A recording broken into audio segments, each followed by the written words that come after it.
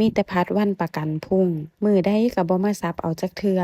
ไปมาๆหน่อไม้จนยาวเบิดมื้อนี้เลิกงามยามดีสับเอาซะให้มันแล้วก่อนที่มันจะใหญ่กว่านี้เจ้าของคิดเมนูบ่ออกดอกบ่จักว่าจะเอาไปเฮ็ดหยังกินดูหลายมันก็เบื่อเนาะมื้อนี้จะเอามาเป็นของฝากผู้นั้นผู้นี้แบ่งกันกินมีหน่อไม้กอเดียวนี่ได้กินนำก็บ่ทันหน่อไม้กอนี้จักแม่นได้จักปีล่ะเกิดมาก็เห็นโลดช่วงหน้าฝนกินบ่ทันเพราะว่ามีแต่เฮากับตากินสามีเฮาเพิ่นก็บ่กินนำจักเทื่อตอนเฮาไปอินเดียหน่อไม้ข้างทางอยู่อินเดียหล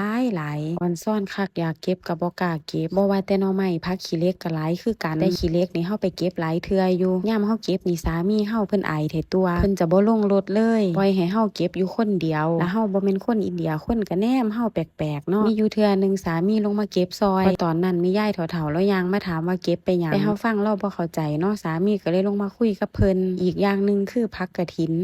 นี่หลายแห้งแต่ออนซ่อนกฐินเทพกฐินใหญ่ๆนั่นนะกินกับส้มตำนี่ถูกใจเฮาค่ะอยู่อินเดียว่าแม่นอยู่ไทย